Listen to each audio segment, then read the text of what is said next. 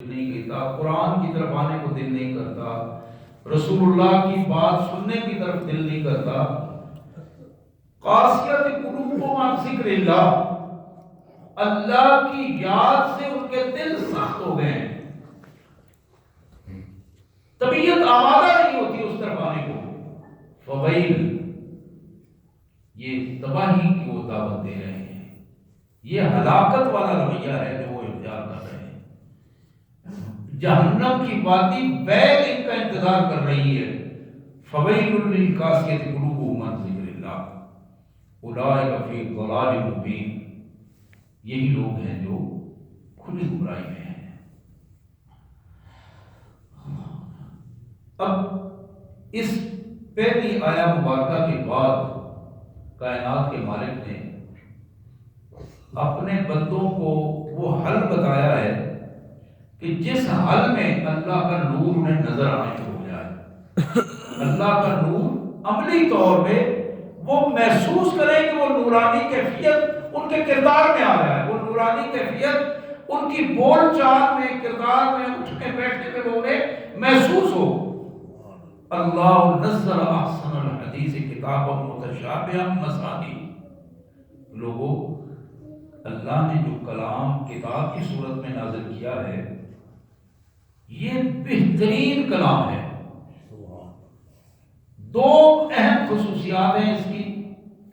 ایک خصوصیت تو یہ ہے کہ متشابہ، مضمون اس میں ملتے جلتے ہیں، ایک ہی بات کو مختلف مضامین میں پیش کیا گیا ہے، متشابہ ملتے جلتے مضامین ہیں۔ دوسری بات یہ ہے کہ مثانی، اس میں جہاں مضامین دہرائے گئے ہیں وہاں الفاظ بھی دہرائے گئے ہیں، کئی بار اسے پڑھا جاتا ہے، بار بار ان مضامین کو دہرایا جاتا ہے، بار بار ان الفاظ کو دہرایا جاتا ہے۔ اور پھر اس کی خصوصیت کیا ہے، اثرات کیا مرتب ہوتے ہیں؟ تقشعر منہ جلود الذین یخشون ربہم، اللہ سے ڈر جانے والے لوگوں کے رونگٹے اس سے کھڑے ہو جاتے ہیں۔ یہ جسم کے جو لوں جسے کہتے ہیں، رواں کھڑا ہو جانا، لوں کھڑے ہو جانا، خوف سے کانپنا شروع کر دینا، امید اور محبت اور خوف کی کیفیت میں۔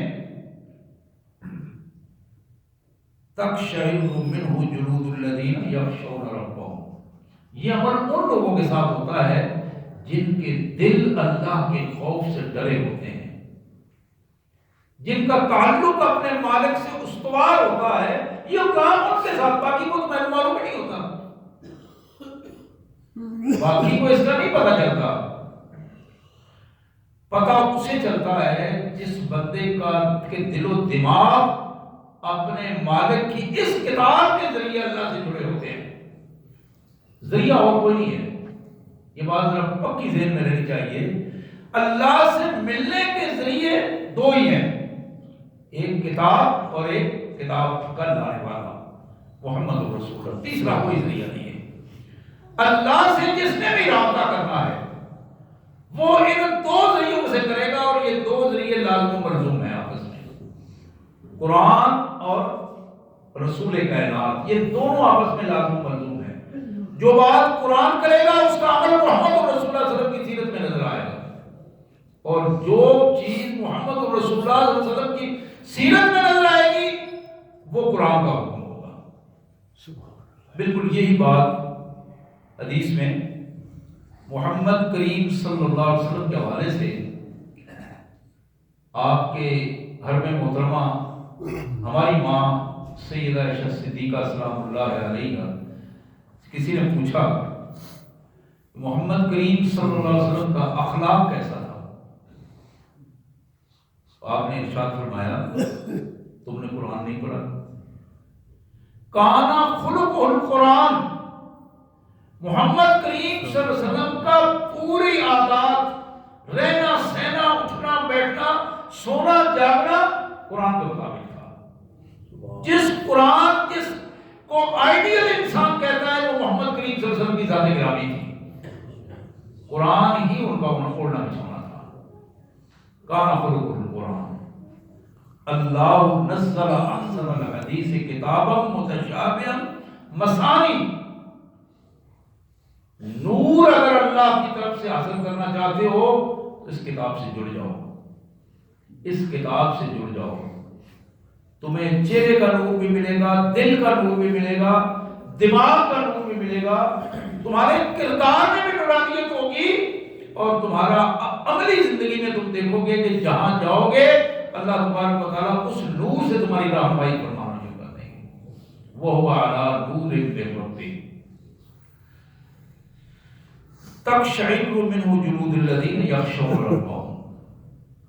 اللہ سے تعلق جب استوار ہوتا ہے تو پھر اللہ کی بات سننے میں پوزیشن یہ ہوتی ہے کہ بندہ خوف سے کانپنا شروع کر دیتا ہے.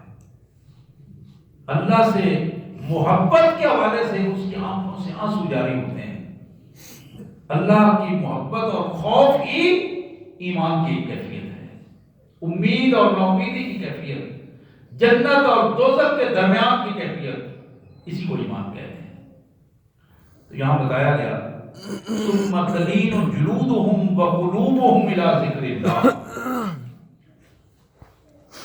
پھر ان کے پورا جسم جلودہم وقلوبہم، اور خصوصی طور پر دل جو فیصلہ کی قوت رکھتا ہے، ان کا دل و دماغ بھی اور جسم کے اعضاء و جوارح بھی تلین الی ذکر اللہ، اللہ کی یاد کے لیے، اللہ کی عبادات کے لیے نرم ہو جاتے ہیں. وہ انتظار کرتے ہیں کہ کب میرے مالک کا حکم اور میں اس کے لیے اپنے آپ کو لگا دوں. حضرات مالک یہ فرماتے ہیں ذالک ھدی اللہ یہدی بہ من یشاء. یہ ہے ہدایت، یہ ہے رہنمائی. اب رہنمائی جس کو اللہ چاہتا ہے اس کو عطا کرتا ہے، جس کو اللہ چاہتا ہے، جو اللہ سے مانگتا ہے. اللہ سے مانگے، اخلاص کے ساتھ مانگے. اللہ فرماتے ہیں کہ اگر کوئی بندہ میرے حضور اپنے ہاتھ اس طرح اٹھا دیتا ہے، حدیث کے الفاظ ہے ہاتھ اٹھا دیتا ہے، مجھ سے رہنمائی مانگتا ہے، ہدایت مانگتا ہے، مجھے شرم آتی ہے کہ میں اپنے بندے کے ان ہاتھوں کو خالی واپس کر دوں. یہ مجھے میرے شایان شان نہیں ہے. جب میرا بندہ اخلاص کے ساتھ مجھ سے مانگتا ہے تو میں اپنے بندے کے ان ہاتھوں کو بھر کے واپس بھجواتا ہوں اس کو. یہاں اس کیفیت کو اللہ نے فرمایا کہ ذالک ھدی اللہ یہدی بہ من یشاء. لوگوں اگر تم اللہ کی طرف سے رہنمائی لینا چاہتے ہو، کائنات کے بادشاہ، کائنات کے مالک کی رہنمائی لینا چاہتے ہو، تو پھر تمہاری ذمہ داری یہ بنتی ہے کہ تم اپنے اللہ سے جڑنے کے لیے اس قرآن سے جڑو. قرآن سے جڑو. قرآن اللہ کا تعارف بھی تمہیں کروائے گا، اللہ کے رسول کا تعارف بھی کروائے گا، اور خود اپنا تعارف بھی قرآن کروائے گا. قرآن کا یہ تعارف ہی تمہیں ہدایت کا راستہ عطا کرے گا. اور نبی رحمت صلی اللہ علیہ وسلم کا فرمان ہے کہ اپنے اللہ سے ہر وقت ہدایت طلب کرتے رہو، ہر وقت ہدایت مانگتے رہا کرو. اللہ سے ہدایت نہ مانگنا، دعائیں نہ کرنا، یہ بہت بڑی بدبختی کی بات ہے. دعا نہ کرنا بہت بڑی بدبختی ہے. بندہ مومن کی عادت ثانیہ سرشت یہ ہونی چاہیے ہر وقت کسی نہ کسی حالت میں اپنے مالک سے مانگتا رہے، دعا کرتا رہے. وہ استغفار کی صورت میں ہے، وہ درود شریف کی صورت میں ہے، وہ دعاؤں کی روزمرہ دعاؤں کی صورت میں ہے. یہی رویہ میرے پیارے آقا محمد کریم صلی اللہ علیہ وسلم کا تھا. رات کو سونے سے پہلے دعا مانگتے تھے، صبح اٹھنے کے بعد دعا مانگتے تھے، رات کو کروٹ لیتے تو پھر دعائیں مانگتے تھے، کروٹ لیتے ہوئے دعائیں مانگتے تھے. جو ہی کروٹ لی ہے زبان مبارک سے اللہ کی تعریف نکلی اور اللہ سے استغفار کیا ہے. حضرات یہاں اس کیفیت کو قرآن مجید نے ہمارے سامنے رکھا کہ اللہ سے اگر ہدایت چاہتے ہو. مجھے یاد آ رہا ہے اس عظیم شخص کا نام جو مسلمان تو نہیں تھا لیکن معاشرے میں وہ عظیم گنا جاتا تھا. لوگ اس کا بڑا نام لیتے تھے، بڑی قدر تھی اس کی، بار بار اس کا نام لے کر لوگ بات کرتے تھے۔ یہ ابن جدعان نامی ایک شخص تھا جو تاریخ اسلام میں، تاریخ انسانیت میں جس کا نام آتا ہے۔ محمد کریم صلی اللہ علیہ وسلم کے بعثت سے پہلے یہ گزرا تھا اور قریب دور میں تھا۔ ایک دن ہماری ماں سیدہ عائشہ صدیقہ سلام اللہ علیہ نے عرض کی، کیونکہ انہی کے خاندان سے اوپر وہ بزرگ تھا، پوچھا کہ اللہ کے رسول صلی اللہ علیہ وسلم کیا ابن جدعان کی نجات ہو جائے گی اور وہ جنت میں جائے گا؟ اس لیے کہ وہ تو انسانوں پہ بڑا رحم کرتا تھا، ہر وقت اس کا لنگر چلتا تھا، کھانا کھلاتا تھا، لوگوں کو رہائش کے لیے جگہ مہیا کیا کرتا تھا، اس نے بڑا کھلا ہاتھ رکھا تھا، بڑا سخی تھا، کیا اس کی نجات ہو جائے گی، جنت میں جائے گا؟ میرے آقا صلی اللہ علیہ وسلم نے فرمایا نہیں۔ اب یہ بات بہت بڑی بات تھی اس آدمی کے بارے میں کہ جس آدمی نے اپنے آپ کو، اپنے مال و دولت کو، اپنے وسائل کو اس بات پر لگا دیا کہ لوگوں کی خدمت کی جائے۔ میرے آقا صلی اللہ علیہ وسلم نے فرمایا کہ ایک دن بھی ایسا نہیں آیا، اس لیے اس کی مغفرت نہیں ہوگی، ایک دن بھی ایسا نہیں آیا اس نے اپنے گناہوں کو اپنے اللہ کے سامنے پیش کیا اور اللہ سے معافی مانگی۔ ایک دن بھی ایسا نہیں آیا تو اس نے اپنے اللہ کے حضور ہاتھ جوڑ کر رو کر معافی مانگی، مالک میرے گناہوں کو معاف کر دے۔ حضرات یہی بات جو قرآن ہمیں بتا رہا ہے، ذالک ھدی اللہ یہدی بہ من یشاء، اللہ کی طرف رہنمائی، اللہ سے ڈرنا، اللہ سے امید رکھنا، اللہ کی محبت میں، خوشنودی میں، رضا جوئی میں اپنے آپ کو لگا دینا کہ میرا مالک خوش ہو جائے، یہ وہ بنیادی ہدایت کا راستہ ہے۔ جہاں کبر پیدا ہو جائے، کبر پیدا ہو جائے، اندر ایک چیز میں بڑا نیک ہوں، نماز پڑھتا ہوں، میں نیک ہوں، کوئی گناہ ہوتا ہی نہیں مجھ سے، میں نے گناہ اس بلا کبھی گناہ کیا ہی نہیں، بات بہت اچھی ہے، نیک ہونا بہت اچھی بات ہے، گناہ سے بچ جانا بہت اچھی بات ہے، لیکن اس بات کا ذہن میں ظلم ہو جانا خود فریبی کا شکار بن جانا ہے، خود فریبی کا شکار ہو جانا ہے۔ کبر کی ذرہ برابر بھی کیفیت پیدا ہو جائے، میں کا لفظ اندر آ جائے، میں اچھا ہوں اور دوسرے، میں سب سے اچھا، میں عبادت گزار، میں پڑھا لکھا، یہ وہ چیز ہے جو انسان کی زندگی کو تباہی اور بربادی کی طرف لے جاتی ہے۔ اور ہدایت کا پہلا نقطہ بھی نظر یہ ہے، آپ جانتے ہیں حدیث بڑی معروف حدیث ہے، محمد کریم صلی اللہ علیہ وسلم سے پوچھا گیا ہے، اس حالت میں پوچھا گیا کہ میرے آقا ساری ساری رات کھڑے ہوتے ہیں، حالانکہ آپ امام المعصومین ہیں، اللہ نے تو آپ کو معاف کر دیا ہے، قبل وقت ارشاد فرما دیا کہ میں نے اپنے رسول کو معاف کر دیا ہے، لیغفر لک اللہ ما تقدم من ذنبک وما تأخر، اگلی پچھلی سب لغزشیں معاف۔ سارے پیغمبر معصوم ہیں اور محمد کریم صلی اللہ علیہ وسلم امام المعصومین ہے، لیکن پوچھا گیا ساری ساری رات پھر کھڑے ہوتے ہیں، پاؤں سوکھ جاتے ہیں، کھڑے ہو کر قرآن شریف پڑھتے ہیں، کھڑے ہو کر بار بار آیات دہرا رہے ہیں، آنکھوں سے آنسو بہہ رہے ہیں، یہ منظر آپ کو معلوم ہے نا کہ میرے آقا نے دو جملوں میں جواب دیا تھا، دو الفاظ تھے، جملہ ایک ہی تھا، افلا اکون عبدا شکورا، کیا تم نہیں چاہتے ہو کہ میں اللہ کا شکر گزار بندہ بنوں؟ کیا تم نہیں چاہتے ہو میں اللہ کا شکر گزار بندہ بنوں؟ کیا تمہیں اندازہ نہیں ہے کہ میرے مالک کی نعمتیں ہم پر کتنی ہیں؟ تمہیں اندازہ نہیں ہے کہ مالک کے انعامات کی کیفیت کتنی ہے ہمارے اوپر، کہ ہم اللہ کا شکر گزار بندہ؟ حضرات ذالک ھدی اللہ یہدی بہ من یشاء، حقیقت یہ ہے، یہ رہنمائی جو اللہ کی طرف سے بندے کو ملتی ہے، وہ اسی کو ملتی ہے جو بندہ اپنے اللہ سے رابطہ کرتا ہے، اللہ کے حضور درخواست پیش کرتا ہے، بار بار درخواست پیش کرتا ہے، اور اللہ تعالیٰ اس کے لیے آسانیاں پیدا کر دیتے ہیں اور راستہ کھول دیتے ہیں۔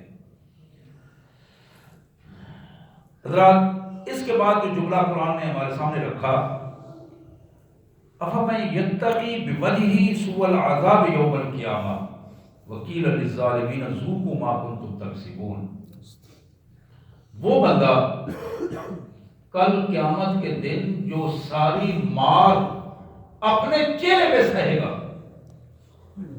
ذرا غور کیجیے نا الفاظ پر، وہ بندہ جو قیامت کے دن عذاب کی مار اپنے چہرے پہ سہے گا، اس بدترین انسان کی کیفیت کیا ہے کہ کل ایسے ظالموں اور مشرکوں کو یہ کہا جائے گا ذوقوا ما کنتم تکسبون، جو کرتوتیں دنیا کی زندگی میں کرتے رہے ہو، آج اس کا عملی نمونہ تمہارے سامنے ہے، اور اس کو اسی عذاب کو چکھو گے اور اسی میں تم رہو گے۔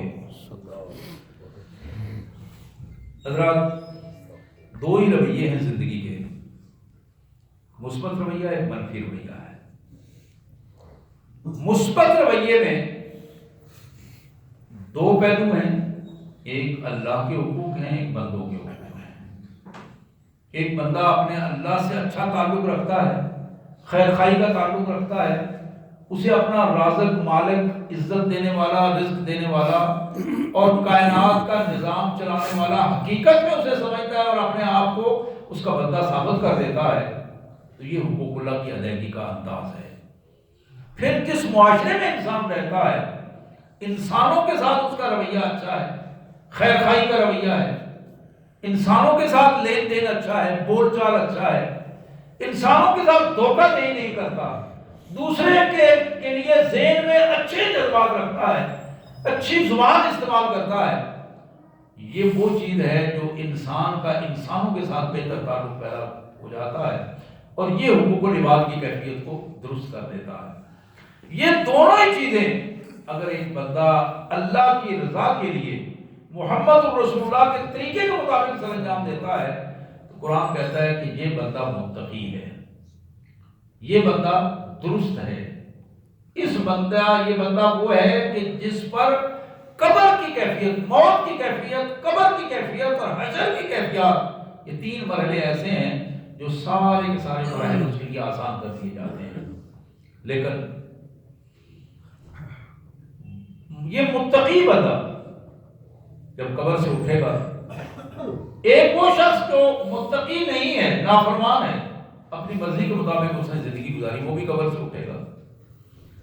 اب محمد کریم صلی اللہ علیہ وسلم نے فرمایا لا تزولا قدم ابن آدم حتی یسأل عن خمس، سیاسی تک یہ حدیث ہے جو میں بات پڑھ رہا ہوں، میرے آقا صلی اللہ علیہ وسلم نے فرمایا کہ کل قیامت کے دن، قیامت کا جو پہلا مرحلہ ہے وَإِذَا الْقُبُورُ بُعْثِرَتْ، جب قبریں کھول دی جائیں گی، ایک ہی حکم کے ساتھ ساری کی ساری قبریں کھل جائیں گی اور انسان قبروں سے اٹھ کر کھڑے ہو جائیں گے۔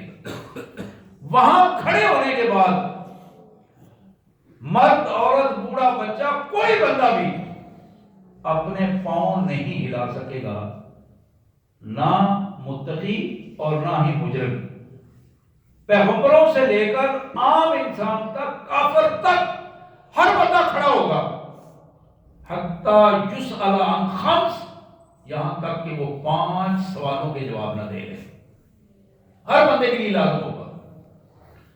اب یہ ہماری خوش قسمتی ہے کہ وہ سوال ہمیں بتا دیے گئے، وہ بڑا خوش قسمت بندہ ہوتا ہے جس کو وقت سے پہلے سوالوں کا پتہ چل جائے اور پھر درست پتہ چلے، بتانے والا سچا انسان ہو، وہی کی زبان سے بول کر بتا رہا ہو کہ یہ سوال ہو گئے بھائی، ان کی تیاری کرو۔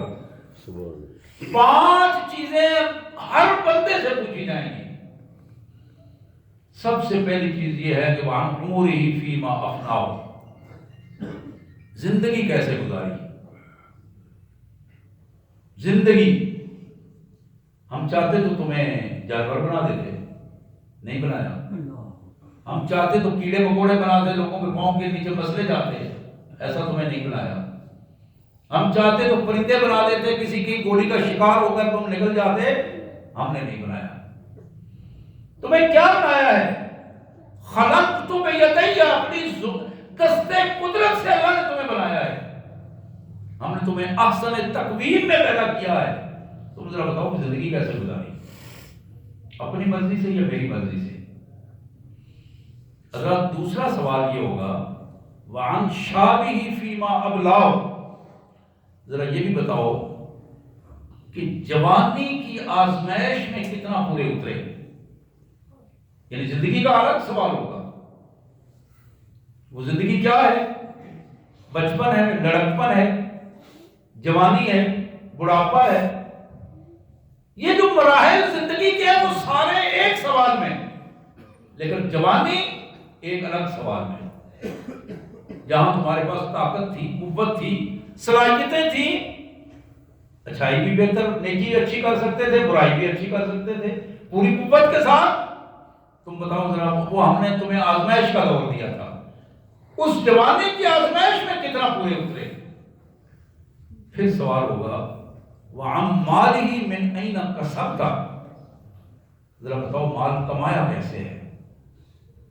مال کیسے کمایا؟ بڑا تلخ سوال ہے، مجھ سے بھی، آپ سے بھی، ہم سب سے، اور بڑا معنی خیز سوال ہے۔ جواب ہم سب کو آتا ہے لیکن ہم دینا نہیں چاہتے، نہ میں دینا چاہتا ہوں جواب، نہ آپ دینا چاہتے، کوئی نہیں دینا چاہتا، لیکن وہاں دینا ہوگا جواب۔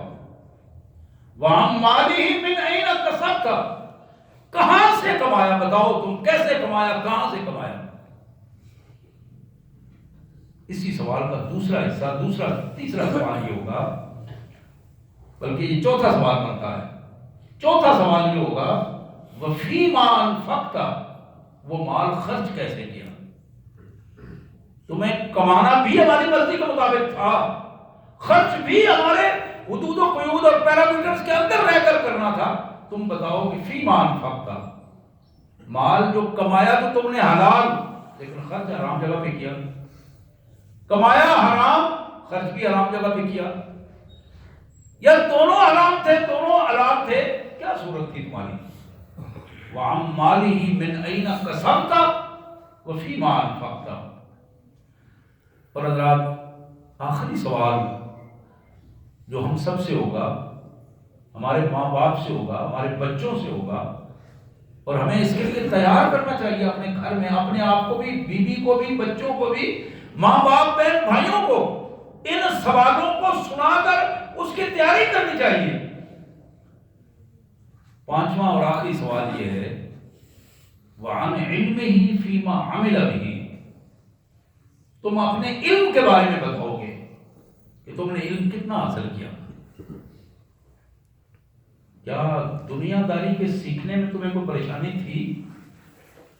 جس فن میں تھے تم، خود بھی سیکھا تم نے، اپنے بچوں کو بھی سکھایا، لیکن کبھی اس کے لیے تمہیں فکر ہو کہ دین کا علم سیکھنے کی تم نے کوشش کی، یا اس دین کے علم کو تم نے قاری صاحب، مولوی صاحب کو ٹھیکے پہ دے دیا کہ ان کو 2 4 5 10 20 ہزار دے کے وہ کام کرتے رہے اور ہمارے لیے کافی ہے کہ ہم جا کے اوپر نیچے سجدے دیں گے واپس آ جائیں؟ وہاں علم ہی، اپنے علم کے بارے میں پہلا کیفیت ہے کہ علم کے بارے میں بتاؤ گے کہ کتنا حاصل کیا؟ ہم نے تم پر فرض کیا تھا تمہیں دین کا علم سیکھو گے، دین سیکھو گے، فیما عمل بہ، اور اس دین جو سیکھا تھا اس پر عمل کتنا کیا؟ حضرات، یہ وہ کیفیت ہے جو کھلے الفاظ میں ہمارے سامنے ہے، اور ان کھلے الفاظ میں جو ہمارے سامنے حقیقت آ گئی ہے 5 سوالوں کی صورت میں، اس کے لیے ہم کیا کر رہے ہیں؟ یہ بھی بڑا اہم سوال ہے کہ ہم کیا کر رہے ہیں، ہم کہاں کھڑے ہیں؟ یہ ہمارا رک کر سوچنا بڑا فائدہ مند ہوگا اگر ہم مثبت انداز میں لمحہ بھر آنکھیں بند کر کے اپنی زندگی کا خود جائزہ لے لیں اور یوں محسوس کریں کہ ابھی ہماری موت ہمارے سامنے ہے، اور ابھی یہ بتا دیا گیا ہے کہ مجھے 5-10 منٹ کے اندر تمہاری موت آ جائے گی، اگر ہم تجزیہ کر لیں کیا اس کے لیے ہم تیار بیٹھے ہیں؟ اور ابھی اگر ہمیں یہ پتا چل جائے کہ اللہ کی طرف سے بندہ آنے والا ہے، اب وہ کچھ ہی دیر بعد ان 5 سوالوں کے جواب کو لے کر جائے گا اور یہ شاید آپ کو یہ بھی علم ہوگا کہ قبر سے جب اٹھنا ہے نا وہ حشر کی کیفیت ہوگی۔ حشر کی جو کیفیت ہے اللہ کے رسول صلی اللہ علیہ وسلم نے بتایا، قرآن میں یہ الفاظ ہیں کہ اس وقت زمین یوم تبدل الارض، زمین کو تبدیل کر دیا جائے گا اور وہ زمین تانبے کی زمین کی کیفیت ہوگی، تپ رہی ہوگی۔